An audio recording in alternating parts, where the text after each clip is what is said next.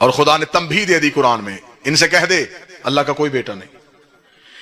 میرے مالک تجھے عیسیٰ کے ماننے والوں سے خطرہ تھا اور تو نے کہہ دیا کہ انہیں کہہ دے کہ میرا کوئی بیٹا نہیں ہے، انہیں وضاحت کر دے، غلط فہمی میں نہ رہے، میں کہہ رہا ہوں میرا کوئی بیٹا نہیں ہے۔ اسے بیٹا نہیں کہنے دے رہا، اور ابو طالب کے بیٹے کو اپنا چہرہ کہہ رہا ہے۔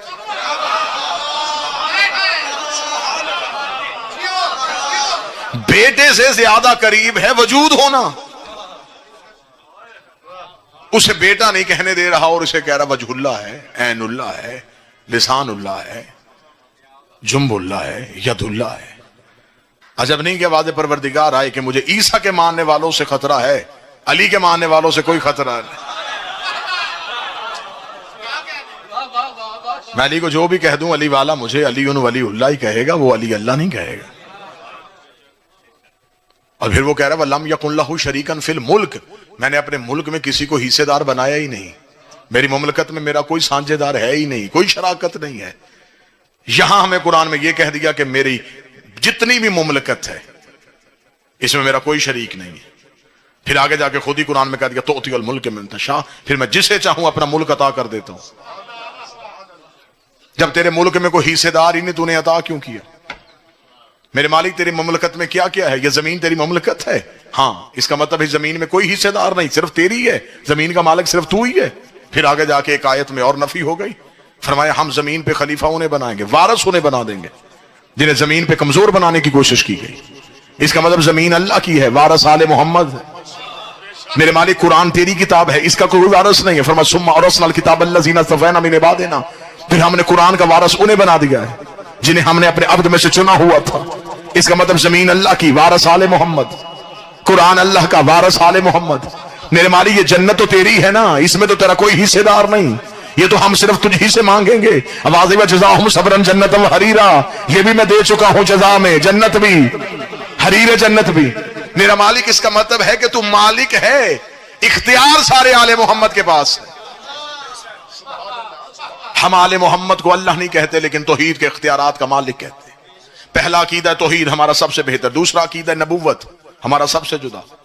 یہی وجہ ہے کہ آج زمانے کے مولوی چکر میں ہیں، پھنسے ہوئے ہیں، پریشان ہیں۔ آج اپنے بچوں کے لیے پریشان ہے کہ آج ہمارا بچہ ہتھیلی پہ کائنات اٹھا کے پھر رہا ہے، کوئی بندہ اس کو یہ نہ کہہ دے کہ نبی کے بعد نبی کی گنجائش ہے، یہ کسی دوسرے کو نبی نہ مان لے۔ آج ختم نبوت کی کانفرنسیں ہو رہی ہیں، سیمینار ہو رہے ہیں۔ آج ختم نبوت کے حوالے سے اسکولوں میں، کالجز میں، یونیورسٹیوں میں، مسجدوں میں، مدرسوں میں بچوں کو بتایا جا رہا بیٹا نبی کے بعد کوئی نبی نہیں، نبی کے بعد کوئی نبی نہیں، نبی کے بعد کوئی نبی نہیں۔ سرکار آپ نے آنے میں دیر کر دی ہے، آپ نے بہت سے آل محمد میں کتابیں بہت پہلے لکھ دی تھی، آپ نے ان کتابوں میں جھوٹی حدیث لکھ دی تھی کہ نبی نے کہا تھا اگر میرے بعد نبی ہوتا تو فلاح ہوتا، میرے بعد نبی ہوتا تو فلاح ہوتا۔ اس کا مطلب آپ نے دروازہ کھلا چھوڑا تھا، تو آج کہیں سے ادھر سے دعویٰ ہو رہا ہے، کبھی ادھر سے دعویٰ ہو رہا ہے، کبھی ادھر سے دعویٰ ہو رہا ہے۔ آپ نے دروازہ کھلا چھوڑا تھا تو ختم نبوت میں حملہ ہوا۔ مجھے عزت آل محمد کی قسم ہے، یہ قوم اتنی مطمئن ہے کہ ہمارا عقیدہ ختم نبوت کمزور نہیں۔ ہم مجلسوں میں اپنے بچوں کو نہیں بتاتے کہ بیٹا کسی کو نبی نہ ماننا، بیٹا کسی کی نبوت کا اعلان نہ کرنا، کیونکہ ہمیں خبر ہے ہم نے اپنے بچوں کو محمد رسول اللہ کے فوراً بعد علی ولی اللہ پڑھایا ہوا ہے، اور انہیں پتا ہے کہ جب علی جیسا بندہ نبی نہیں بن سکتا پھر کسی کمی کی اوقات ہی کیا ہے۔ ہم نے نبی ماننا ہوتا ہم علی مان لیتے۔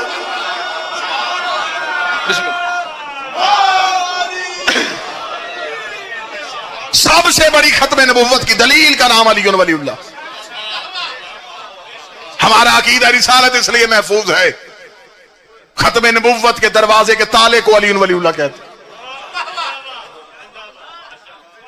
کوئی نبی تک پہنچے تو کیسے پہنچے؟ ولایت علی سامنے۔ ایک عورت کو رہا کر دیا گیا، پورے ملک میں آگ لگ گئی، کیوں؟ گستاخ تھی، سزا ہونی چاہیے تھی۔ آج اس ملک میں قانون بنے، سب سے پہلے ہم شیعہ دستخط کریں گے۔ نبی کی توہین کرنے والے کو سزا ہونی چاہیے، لیکن صرف 2018 سے نہیں۔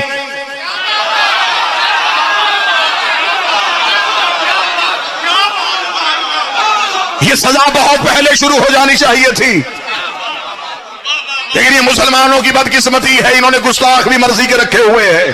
جنہیں جی چاہا گستاخ کہہ دیا، جنہیں جی چاہا محب کہہ دیا۔ اگر ہم سے عقیدہ نبوت سننا چاہتے ہو، ہمیں بادشاہی مسجد میں بلاؤ، ہمیں مکہ المکرمہ میں بلاؤ، ہمیں مدینہ المنورہ میں بلاؤ، ہم تمہیں آ کے بتائیں کہ ختم نبوت کے حوالے سے محنتیں کیا ہوتی ہے، ہم تمہیں بتائیں کہ عزت رسول کیا ہے۔ ہمارے نزدیک جو نبی کو 40 سال کے بعد نبی مانے وہ بھی نبی کی توہین کرتا ہے، جو نبی کو دائی کا دودھ بلائے وہ بھی نبی کی توہین کرتا ہے، جو نبی کے سینے کا آپریشن کروائے وہ بھی نبی کی توہین کرتا ہے، جو نبی کے دماغ پہ حملہ کرے وہ بھی نبی کی توہین کرتا ہے، جو نبی پہ ہذیان کی تہمت لگائے وہ بھی نبی کی توہین کرتا ہے، جو نبی کو مشرکوں میں رکھے وہ بھی نبی کی توہین کرتا ہے، جو نبی کے چچا پہ کافر ہونے کا الزام لگائے وہ بھی نبی کی توہین کرتا ہے، جو نبی کے دروازے پہ آگ لگائے وہ بھی نبی کی توہین کرتا ہے۔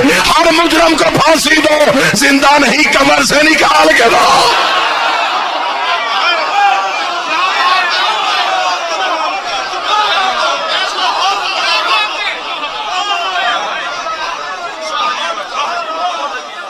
لیکن یہ بدقسمتی مسلمانوں کی۔ بسم اللہ سر۔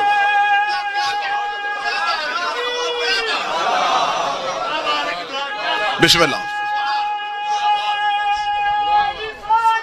یا رسول اللہ صلی اللہ علیہ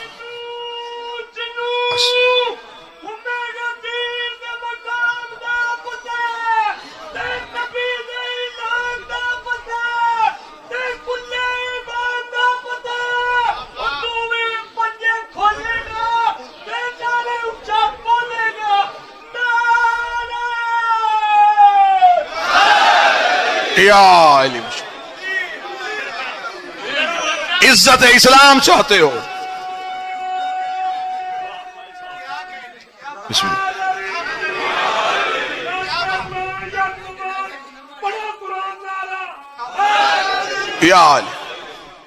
عزت اسلام چاہتے ہو؟ عزت نبی کرنا سیکھو۔ آج تک نبی کی بات کرنے والوں کو نبی کی نعت پڑھنا نہیں آئی۔ نہیں، نبی کی نعت کیا پڑھی جا رہی ہے؟ رسالت مآب کی زلفوں کی تعریف، چہرے کی تعریف، جسم کی تعریف، یہ نعت؟ وہ یہ نعت نہیں، یہ حمد پروردگار ہے۔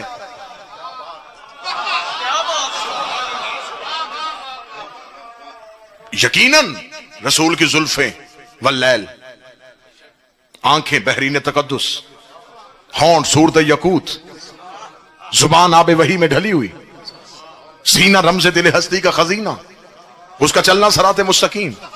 لیکن نبی کے جسم کی تعریف اللہ کی تعریف، نبی کی نعت ہے کردار محمد۔ اگر عزت اسلام کی چاہتے ہو، پہلے لٹریچر بدلو، سلیبس بدلو، دینیات بدلو، اسلامیات بدلو، تمہاری نسلیں تو تیار ہو ذہنی طور پہ۔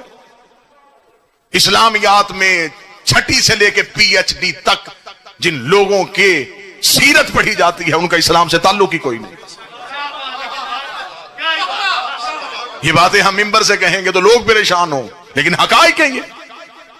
محمود غزنوی جہاں مسلمانوں کا ہیرو، سومنات کا بت توڑا تھا جی اس نے، وجہ کیوں نہیں لکھی کہ اس کے اندر سونا تھا۔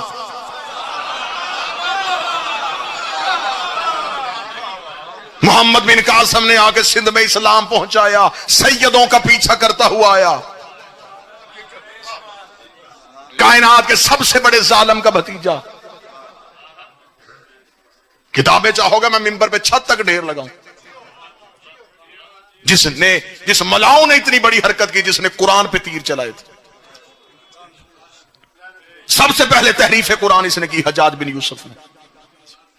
یہ جو قرآن میں اعراب لگائے گئے، اس نے اپنے دور میں لگا کے تلفظ بدلے۔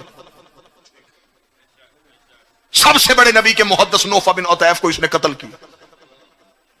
لیکن جتنے ظالم تھے وہ سارے اسلام کے ہیرو بنا دیے گئے۔ وجہ کیا ہوئی؟ تاریخ لکھی گئی بادشاہوں کے دربار میں بیٹھ کے، درہم و دینار تول تول کے تاریخ لکھوائی گئی، حقیقت تو پہنچا ہی نہیں گئی۔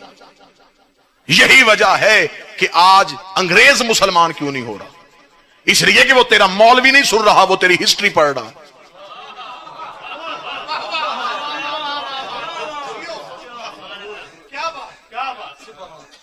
ان کا دل چاہتا ہے مسلمان ہونے کو، لیکن جب وہ مسلمانوں کی تاریخ پڑھتے ہیں تو وہ بند کر دیتے، وہ کہتے نہیں، یہ سب سے بڑے دہشت گرد ہے. انہوں نے تو سروں کے کھوپڑیوں کے مینار بنائے ہوئے ہیں. مجھ سے ایک انگریز نے بحث کرتے ہوئے کہا تھا, اس نے کہا میرا مسلمان ہونے کو جی چاہتا ہے لیکن نفرت ہوتی ہے جو اپنے ہی نبی کا بیٹا قتل کر دے.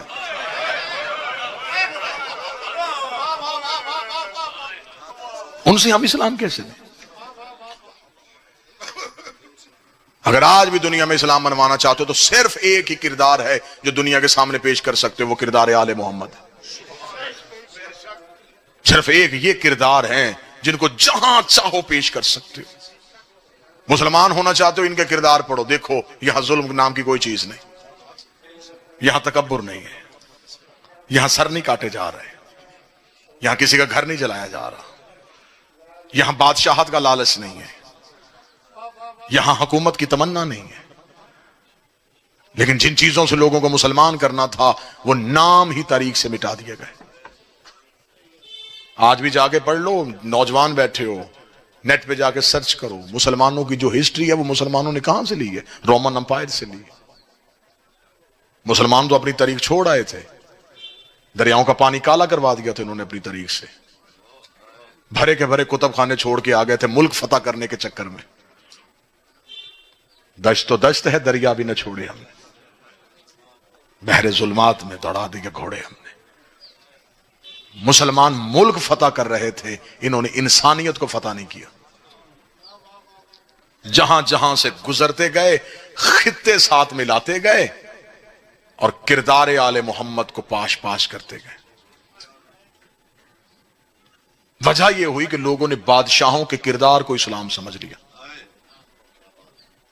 مسلمان اپنی تاریخیں چھوڑ آئے تھے, یہ تو عیسائیوں نے اٹھائی وہاں سے, اور وہاں سے اٹھا کے یہ دنیا کا ایک ملک ہے ہالینڈ, وہاں ایک شہر آج بھی ڈچ ہے, وہاں سب سے پہلا پریس لگا جہاں مسلمانوں کی تاریخ کو دوبارہ چھاپا گیا. عیسائیوں نے پوچھا اس مسلمانوں کی تاریخ تم کیوں چھاپ رہے ہو؟ انہوں نے کہا بھی یہ ملک فتح کر رہے ہیں, ایک وقت آئے گا انہیں اس کی ضرورت پڑے گی, پھر ہم سونے میں تول کے دیں گے. پھر جب ذلے سبحانی بیٹھ گئے تخت پہ, پھر آپ مورخین کٹھے کی, ہاں بھئی کہاں ہے تاریخ؟ انہوں نے کہا کون سی تاریخ؟ جن سے حدیثیں لینی تھی انہوں نے تو مار دیا, جن کے سینوں میں نبی کی زندگی تھی انہیں تو ہم نے دیواروں میں چنا دیا, کیونکہ وہ حکومت کے رستے میں رکاوٹ تھے, وہ تو مار دیے گئے سارے. انہوں نے کہا پھر ہم پچھلی ہسٹری اگلی نسلوں تک کیسے پہنچاؤں گے؟ انہوں نے کہا اب مرضی سے لکھو, اب جو جی چاہتا ہے وہ لکھو. اب یہ وجہ تھی جہاں جھوٹی حدیثیں بنائی گئیں, جھوٹے راوی بنائے گئے, غلط روایتیں بنائے گئے. آج اسلام اسے صرف پوری دنیا میں ٹیررسٹ کہا جا رہا ہے, دہشت گرد کہا جا رہا ہے. کیوں دہشت گرد ہے؟ جہاں سے پہلی دفعہ پانی نکلنا جی چشمہ پوٹھے, تو آپ وہاں سے جا کے اگر پانی لیں گے نا کسی پیالے میں تو وہ پانی بڑا صاف اور شفاف ہوگا کہ وہ پہلی بار سینے زمین سے نکلا ہے. لیکن جو ہی وہ پانی چشموں کی صورت میں ندیوں میں آتا ہے, ندیاں نالوں میں جاتی ہیں, یہ دریاؤں میں, پھر یہ جہاں جہاں سے پانی گزرتا ہے وہ زمین کی رنگت, جنگلوں کے پتے, علاقے کی گندگی شامل کرتا کرتا جب اب پانی پہنچا, تو اب جب ہم نے لیا تو اب ہمیں ڈاکٹروں نے کہا اسے چھان کے پینا, اسے پہلے ابال لینا. کیوں؟ یہ پانی تو وہی نہیں ہے جس میں صحت تھی. مگر قصور پانی کا نہیں, رستوں نے پانی کا اثر بدل دیا. قصور پانی کا نہیں, جن رستوں سے پانی گزرا ہے ان رستوں کی گندگی اتنی شامل ہو گئی, اب یہ پانی بجائے شفا کے یہ بیماری بن گیا.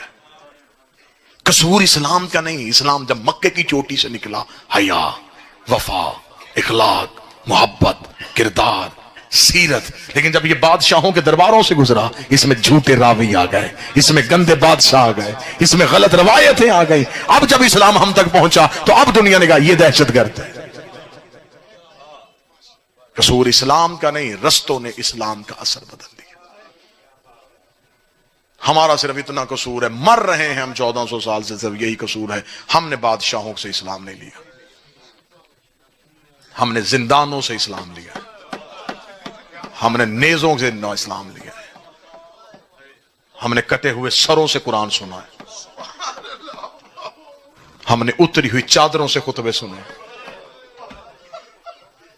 قصور ہمارا صرف یہ ہے, اگر سنی میرا بھائی بیٹھو, ہمارا صرف اتنا قصور ہے, ہم اہل بیت کے علاوہ کسی کو نہیں جانتے.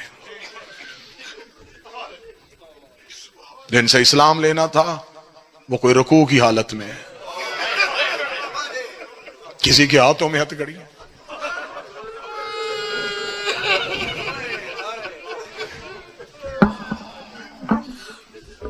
صرف ایک 12 ائمہ جی، 4 معصومین، خاموشی، صرف خاموشی۔ صرف ایک بی بی بولی ہے شام میں۔ اتنے ظلم کے بعد آل محمد کی طرف سے صرف ایک رد عمل، ایک تقریر آئی ہے، وہ تقریر علی کی بیٹی کی تھی۔ جب تھک گئی ہے پھر رو کے کہتی ہے سجاد اب نہ روک، اب ایک بار مجھے اجازت ہے میں انہیں بتاؤں ہم ہیں کون۔ وہ ایک تقریر نے دنیا کا نقشہ ہی بدل دیا۔ یزید جہنم کے گڑھے میں پہنچ گیا علی کی بیٹی کی ایک تقریر کی وجہ سے۔ سر پہ قرآن رکھ کے مسلمان مجھے بتائے، شرم کر مسلمان جس کی 1 گھنٹے کی تقریر نے اسلام کو اتنا فائدہ دیا، اگر اس کی قرآن کی تفسیر آ جاتی پھر زمانے کی کیا حالت ہوتی۔ یہ شیعت جو ہے یہ درباروں سے نہیں آئی، یہ تلوار کی دھاروں سے آئی ہے۔ واللہ با حسین ہمیں ایک لمحے کے لیے موت سے ڈر نہیں۔ آسانیاں ہمیں اچھی نہیں لگتی، ہمارے وارثوں نے بڑی مشکلیں دیکھی۔ ہمیں آج بھی محبت ہے قید خانوں سے، ہمیں اچھی لگتی ہیں ہتھ کڑیاں، ہم جنازے اٹھانے کی عادی ہیں، صرف اس لیے کہ ہم نے جن سے اسلام لیا ہے انہوں نے دنیا نہیں دیکھی۔ آج بھی یوں ہتھیلی پہ جان رکھ کے آخری دفعہ جب بھی گھر سے نکلتے مجلس کے لیے ایسے لگتا ہے کہ جیسے شام واپس گھر نہیں پلٹیں گے، پھر بھی تمہارے عقائد کے تحفظ کے لیے، اس گھر کی وکالت کے لیے نگر نگر پھر رہے ہیں۔ قیامت والے دن اٹھیں گے رسول کی بیٹی کے سامنے، سر سجدے میں رکھ کے کہیں گے بی بی ہم نے تیری وکالت میں خیانت نہیں کی۔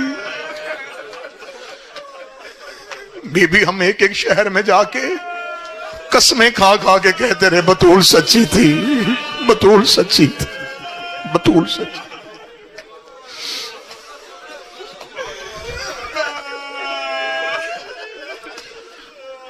بڑا مارا مسلمانوں نے محمد کی بیٹیوں۔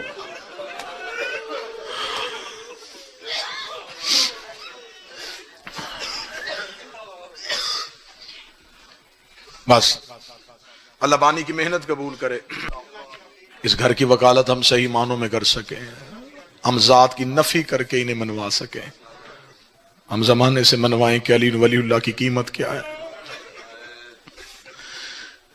بڑا دل دکھتا ہے، جگر کباب ہو جاتا ہے جب شیعہ ہو کے کوئی بندہ پوچھتا ہے نا کہ علی ولی اللہ کیوں اتنا ضروری ہے۔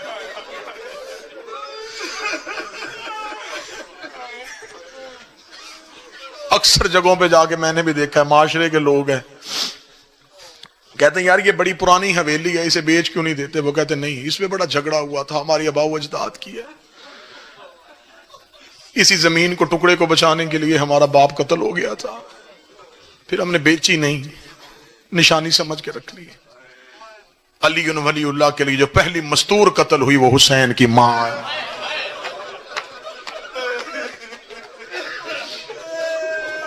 صرف تمہیں ذاکرین اتنا بتاتے ہیں کہ ایک دربار سے خالی واپس آئی تھی، رکھ میرے سر پہ قرآن، جب زخمی ہو گئی تھی علی کا ہاتھ پکڑ کے ایک ایک مسلمان کے دروازے پہ جاتی تھی، دستک دے کے کہتی تھی دروازہ کھولو، بھول گئے ہو غدیر کا اعلان، کیوں اکیلا کر دیا تم نے علی کو۔ پھر زندگی زہرا میں امیر المومنین شہزادی کے سامنے آ کے ریت پہ بیٹھے، علی نے فرمایا زہرا میں مسجد میں نہیں روتا، میرے صحابی ہوتے، میں چپ ہو کے گھر آ جاتا ہوں، گھر بھی نہیں روتا، میری بیٹیاں ہوتی۔ زہرا آج میرا جی چاہتا ہے میں رو لوں، محمد کی بیٹی کے سامنے علی چیخے مار کے روئے، مٹھی ریت کی بھر کے اپنی داڑھی میں ڈالی, رو کے فرمایا زہرا تیرے جانے کے بعد علی کیا کرے گا؟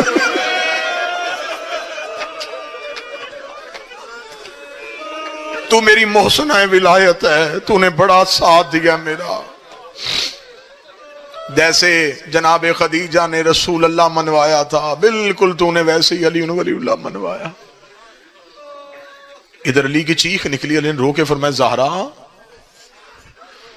تیرے جانے کے بعد میری ولایت کا تحفظ کون کرے گا؟ زہرا تو مجھے چھوڑ کے جا رہی ہے. زہرا میں علی بڑا تنہا ہوں, انا مظلوم الاول, میں پہلا مظلوم ہوں. آپ جو نجف میں جاؤ نا, مولا کی زیارت پہ لکھا ہوا, جتنے ظاہر بیٹھے گواہی دینا, انا اول المظلوم, سامنے لکھا علی کی ذری پہ میں پہلا مظلوم ہوں. مولا نے اپنی مظلومیت احتجاج میں, احتجاج طبرسی میں علی نے احتجاج میں لکھا تھا, علی نے فرمایا میں وہ مظلوم ہوں جس کا فضائل دشمنی میں چھپا گئے, دوست خوف میں چھپا گئے. کسی نے ظاہر ہی نہیں کیا کہ علی کے فضائل کیا ہے. بس اتر سونا علی کی آواز آئی, زہرا رو اس لیے رہا ہوں تیرے بعد کون میری وکالت کرے گا؟ علی کا رونا محمد کی بیٹی سے دیکھا نہ گیا. بی بی نے جلدی سے زخمی ہاتھ پہلو سے اٹھایا, علی کے کاندھے پہ ہاتھ رکھا. نہ حسین کا بابا آپ نہ روئے, یا علی تیری ولایت قائم رہے گی, یا علی تیری وکالت ہوگی. علی رو کے کہتے کون کرے گا؟ تڑپ کے حجرے سے باہر گئی, جب واپس آئی اکیلی نہیں ہے, زینب کا ہاتھ تھاما ہوا تھا, علی کے سامنے کھڑا کیا, رو کے کہتی ہے زندگی میں وعدہ کر کے جا رہی ہو, جہاں جہاں تیری ولایت منوانے کی ضرورت ہوئی یہ زینب نہیں, یہ زہرا بن کے یہ کھڑی ہے میری بیٹی. یا علی نہ رو, یا علی میری زینب زہرا بن جائے گی, یا علی یہ تجھے تنہا نہیں چھوڑے گی. پھر اس زہرا کی بیٹی نے ایسے علی منوایا, ایسے علی منوایا, جہاں جہاں سے گزرتی گئی بازار رنگین ہوتے گئے. میں غیر سید ہوں, سادات بیٹھے, میں غیر سید ہوں, مجھ سے نہ بازار پڑھا جاتا ہے نہ دربار پڑھا جاتا ہے. لکھا کتابوں میں ہے, میں تو بعض اوقات روایت پڑھتا پڑھتا کتاب بند کر دیتا. جی چاہتا ہے کہ جب بی بی کا دربار پڑھو, قتل کر لو اپنے آپ کو, مار لو اپنے آپ کو. مر جاتی شیعہ قوم علی کی بیٹی طرح جوتا بھی بازار میں نہ جاتا. کیسے گزارا ہے ان بے غیرتوں نے محمد کی بیٹیوں کو. میں نہیں پڑھتا, سید بیٹھے ہو تم برداشت نہیں کرو گے, نہ مجھ سے پڑھا جاتا ہے. بس آدھی رات کا وقت تھا, سید زندان میں تھے, روایت کا ایک ٹکڑا. یہ کمینہ کمرے سے نکل کے تخت پہ آیا. اس نے تخت پہ آ کے سپاہی سے کہا جا زندان سے حسین کا بیٹا بلا کے لا. سپاہی دوڑا ہوا زندان میں گیا. اس نے کہا علی ابن الحسین جلدی اٹھ, ہمارے حاکم نے تجھے دربار میں بلایا. بلایا چوتھے کو تھا, پانچواں بھی ساتھ اٹھا. کوئی مجبوری سیدوں کی اتنی بڑی تھی, چوتھے نے کمر سیدھی کی, پانچویں کے تلوے زمین سے اٹھ گئے. آدھی رات کو دونوں باپ اور بیٹا ملاؤن کے دربار میں آئے. مولا سجاد کی آواز ہے کیوں بلایا ہے؟ یہ کمینہ دے کہتا حسین کا بیٹا میں تیری قیدیں آزاد کرنے لگا. میں نے خود نبی کی بیٹی کی وکالت کرتے ہوئے جیلیں کاٹی ہیں, مجھے خبر ہے کہ قیدی کے لیے رہائی کی خبر کتنی اچھی ہوتی ہے. اسے کہا میں تیری قیدیں آزاد کر رہا ہوں. سجاد کی آنکھوں میں لہو آیا, رو کے کہتے مجھے بتا میں جاؤں کہاں. یہ دیکھنے لگا مدینہ. سجاد رو کہتے کون سا مدینہ؟ جہاں اکبر ہوتا تھا, جہاں عباس ہوتے تھے. اسے کہا جہاں جانا ہے جا, لیکن شام چھوڑ دے. مولا سجاد کی آواز ہے آخر تو ہمیں شام سے کیوں بھیج رہا ہے؟ اس نے ایک سطر پڑھی ہے، اس سطر کے لیے میں نے محنت کی ہے۔ یہ کمینہ دے کے کہنے لگا حسین کا بیٹا تو شام چھوڑ، میں ڈر گیا ہوں، میں ڈر گیا ہوں، میں ڈر گیا ہوں۔ اس نے ڈرنا کہنا تھا، سجاد کے چہرے پہ حیدری چلا لایا۔ سجاد نے رو کے کہا تو نے محمد کا بیٹا مارا، تجھے ڈر نہ لگا؟ تو نے علی کی تصویر گھوڑے سے اتاری، تجھے ڈر نہ لگا؟ تو نے شبیہ پیغمبر کے سینے پہ برچھی مروائی، تجھے ڈر نہ لگا؟ تو نے قرآن کے غلاف اتارے، تجھے ڈر نہ لگا؟ تو نے سورہ کوثر کا چہرہ زخمی کر دیا، تجھے ڈر نہ لگا؟ اور تجھے اب ڈر لگا ہے جب میرا پورا گھر برباد ہو گیا ہے، جو اس نے سطر کہی ہے، جس نے گھر تک رونا ہے، یہ کمینہ دیکھا تھا میں تجھے اپنے ڈرنے کی وجہ بتاؤں؟ سجاد رو کہتے کیوں ڈرا ہے؟ یہ کمینہ دیکھا تھا جسے قبرستان مسافرہ میں دفنا کے آیا ہے نا، اس کے رونے کی آواز آج بھی میرے محل میں آ رہی ہے۔ تو میں نے سمجھا تھا کہ شاعر تیری بہن سکینہ مر گئی ہے، لیکن کبھی اس کونے سے آواز آتی ہے، کبھی اس کونے سے آواز آتی ہے، اور مجھے ڈر لگ گیا ہے شام پہ عذاب نہ آ جائے۔ تیری بہن کے رونے کی آواز مجھے سونے نہیں دیتی۔ جتنی جلدی ہو سکے شام چھوڑ، چلا جا یہاں سے۔ مولا سجاد آئے، ماں سے اجازت مانگی، شرطیں منوائیں، شرطیں منوا کے سجاد آخری سطر پڑھنے لگا ہوں، زیادہ پڑھ گیا۔ 3 اونٹ لے کے سجاد آ گئے زندان کے دروازے پہ۔ میں نے 3 اونٹ کہا، ایک بزرگ سید نے ہاتھ کھڑا کیا ہے۔ ان کے رونے کے اندر سے میں سوال سمجھ گیا، وہ پوچھنا چاہتے 3 کیوں لے کے آیا تھا؟ سجاد گھر سے تو 53 لے کے چلا تھا، 50 اونٹ دین محمد پہ قربان ہو گئے۔ صرف اونٹ ہی نہیں، سواریاں بھی چلی گئی۔ صرف 3 اونٹ لے کے سجاد زندان کے دروازے پہ آیا۔ سجاد نے سلاخوں پہ ہاتھ لگا، اٹھ اماں چل مدینے چلے، جو سید بیٹھا مجھے معاف کر دینا۔ علی کی بیٹی نے دیوار کی ٹیک چھوڑی، علی کی نمازی بیٹی چلنا شروع ہوئی۔ ہم نے جملہ چھپا کے پڑھنے لگا ہوں، جہاں جہاں سے گزر رہی زمین سرخ ہو رہی تھی۔ علی کی بیٹی اونٹ کے قریب آئی، رو کے کہتی سجاد ہم کہاں جائیں گے؟ اما ہم کربلا سے مدینہ جائیں گے۔ رو کے کہتی میں نے مدینے نہیں جانا، اور مجھے اس کی قبر پہ لے کے جا۔ اور جو سفروں میں میرے ساتھ رہتی تھی، جو رو کے کہتی تھی اما تیری سکینہ ڈر گئی ہے، مجھے ایک بار میری سکینہ کی قبر پہ لے جا۔ سجاد کوئی بیٹا پردیس میں چھوڑ کے نہیں جاتا، تو میں تو حسین کی بیٹی چھوڑ کے جا رہی ہوں۔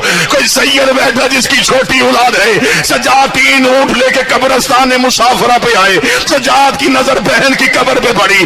سجاد نے اونٹوں کی رسی چھوڑی، جسے بازار میں رستہ نہیں ملتا تھا۔ وہ سجاد دوڑ کے سکینہ کی قبر پہ آیا، سکینہ کی قبر کو سینے سے لگایا، رو کے کہتا بھائی بن کے نہیں، امام بن کے شکریہ ادا کرنے آیا ہوں۔ وہ تجھے پینے کا پانی ملتا تھا، تو میری کڑیوں پہ ڈال دیتی تھی، اور تو میرے پاؤں سے کانٹے نکالتی تھی۔ روز پوچھتی تھی پرندے گھروں کو واپس جاتے ہیں، کبھی ہم بھی مدینے جائیں گے۔ اور سکینہ دیکھ میری رسیاں کھل گئی، دیکھ میری کڑیاں کھل گئی۔ سکینہ دیکھ ماں کا برقع واپس آ گیا، سکینہ دیکھ تیرے دور واپس آ گئے۔ سکینہ میں مدینے جا رہا ہوں۔ بی بی عالیہ کی آواز آئی کلثوم کہیں سجاد مر نہ جائے۔ بی بی کلثوم نے سجاد کو اٹھایا۔ جس بندے کے اندر گوشت کا ٹکڑا ہے وہ ضرور تڑپے گا۔ سب سے آخر میں یلبوں والے عباس کی زوجہ فضل کی ماں رو کے کہتی علی کی بیٹی ہو، تم سیدزادیاں ہو، میں تمہارے نوکر کا حرم ہوں۔ میں نے مدینے سے لے کے اب تک کوئی سوال نہیں کیا، میں پہلا سوال مانگنے لگی ہوں، ایک مرتبہ پردہ کرو، مجھے سکینہ سے کوئی فرض نبھانا ہے۔ سیدزادیوں نے پردہ کیا۔ عباس کی زوجہ نے برقعے کے نیچے سے عباس کا کٹا ہوا سر نکالا، سکینہ کی قبر پہ رکھا، ہاتھ باندھ کے کھڑی ہو گئی۔ روگی کہتی بی بی نوکر معافی مانگنے آیا ہے، بی بی تو نے پانی لینے بھیجا تھا، بی بی تیرا عباس مجبور تھا۔